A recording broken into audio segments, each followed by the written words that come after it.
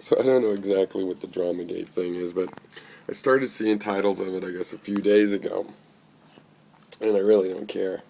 I'm not subscribed to any of the people that took part in it. Um, but now I've watched a couple of videos about people talking about it. Were not your experiences? It seemed like a good idea, but blah blah blah.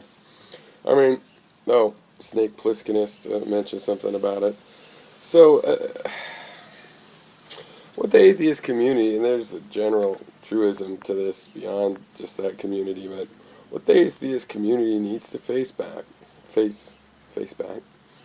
needs to face is, you know, the nature of the formula that they've employed to be this credible community.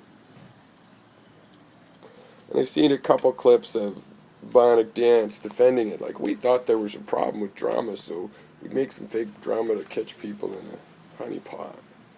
How about just making the kinds of, oh, but there's less viewers to those videos, and that's our complaint. Well, I've said it a million times. What's the value of a view? You have 200 views to a video about something real, and you can look at analytics. Oh, people listen, you know, 2/3 of the way through, by and large. What's the value of that viewer compared to the 1,000 that the little drama video has? Are those just equal? Are you seriously? Maybe this is just empirically telling you where the sweet spot is for conveying ideas. But I want to convey ideas to billions of people at a time. Well, I bet you do. Or do you just want to make money off of being a rock star? Well, if you really want to get your ideas out there, you can't just be a slave to game theory dynamics. Well, my score is bigger this way when I do drama. Oh, really? What? It depends how you keep score.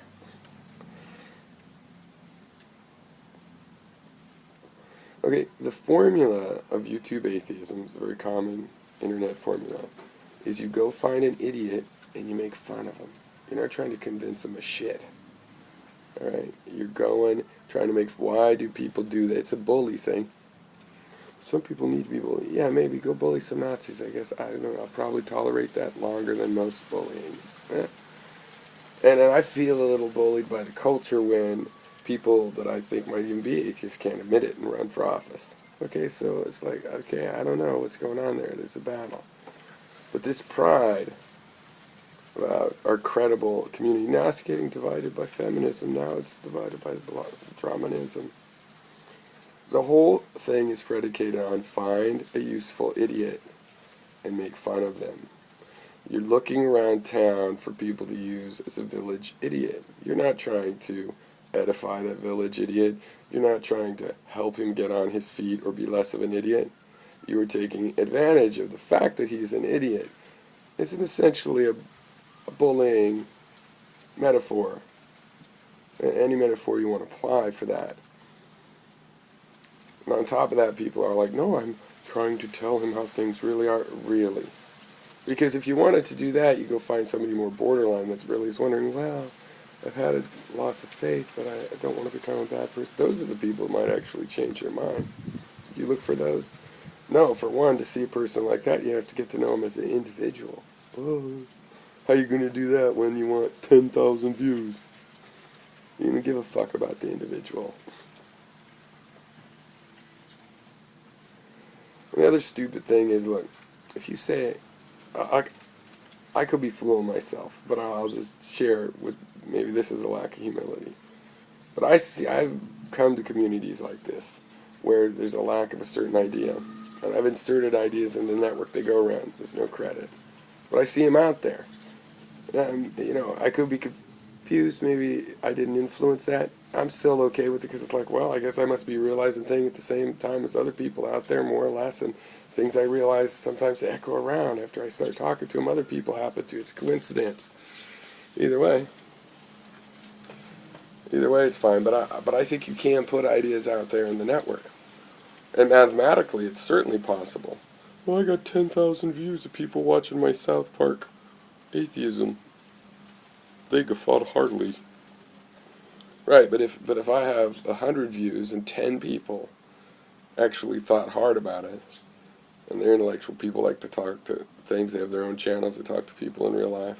They talk to 10, right? So 1 degree of separation for me, it's already out to 100 people.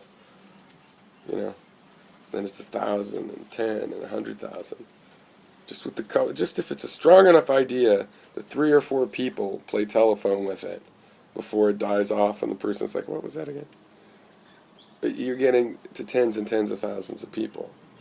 I don't think that happens. I think if you do a South Park style video on young Earth creationism, you might get 100,000 people, boom, right off, look at it. People might say, hey, go check this out. But how much do they realize? I'm talking 100,000 people that all have thought about the idea that was given to them. Not just gotten a little momentary entertainment, right? What's the real goal? Everybody talks like, well, we're having a lot of views, obviously.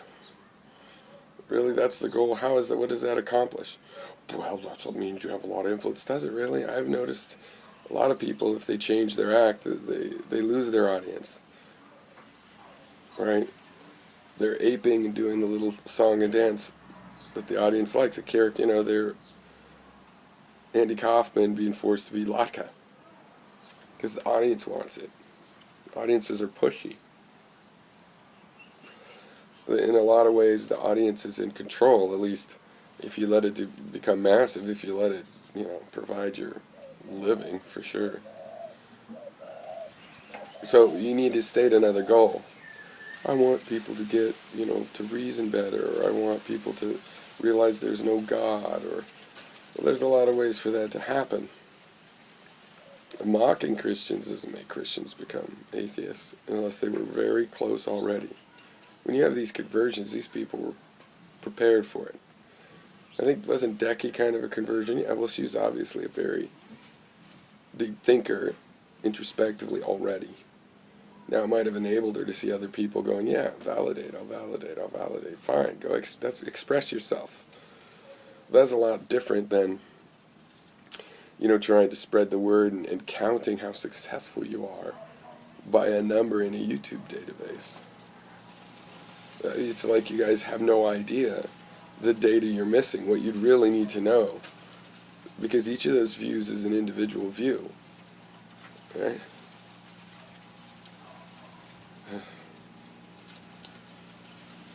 But it's like this Andy Warhol thing about the 10 minutes of fame. I feel like, yeah, people are getting 10 minutes of fame and it gets drug out over 40 years. It's going to be, or so far 10, 15 years. It gets drug out. It's like this really low watt, just like 1 LED worth of fame glowing for 30 years. It's like it has less energy than a light bulb glowing for a day, but it feels so good. Warm your hands by the glow of your LED-sized fame. And then it's like, do you guys not take part at all? I mean, I went without TV. I have cable now, or satellite now again, but I went without cable like 6 years. I still kept in touch. I monitor the mainstream culture, You guys have no idea. The credible, let's not wreck our reputation. Well, huh? Nobody knows who the fuck you guys are. I talk to everybody about these kinds of online communities. I find community analysis really interesting. And I talk to all kinds of people, and they're all on their Facebook and internet, Tumblrs and things, Twitter. They have no fucking idea who you guys are. You're not a cohesive entity in the mind of the public. That's a delusion. Aren't you paying attention to the mainstream? Nobody knows who the amazing atheist is. Thunderfoot has not spread the enlightenment of science to a bunch of stupid creationists or whatever he's trying to do. This is why it's like, oh, we're here to convince other people. It supports this kind of illusion. It's funny for me, kind of as a student of psychology a bit, just an amateur one, watching it, but you're here for your own edification. And if you looked at it that way, you go, oh, we've accomplished. So I have edified myself a lot. Boy, I've become excited. Didn't know this and that existed, and these opinions and that. Oh, I didn't know this was an issue for some people. And oh, I knew this person. Now we're disagreeing on something else. So it's very educational. But you measure it in terms of how credible and important your words and what you have going, and you're changing the world. You measure it in influence, and you're not even a drop in a bucket. You're like a drop of mist from a fire hose on a raging fire that's just, it's bound to evaporate. You guys don't know that. You'll continue to be so sad as the evaporation process and inevitable physical eventuality occurs. You'll be, oh. You'll be like, people busted us up making big deals out of things that weren't big deals. No, they were always big deals to those people. Right? They were always a big deal. But they were just biding their time. And when are you going to be mature and realize that that's how it works? Never. Not in my lifetime. Please. Yeah, probably not.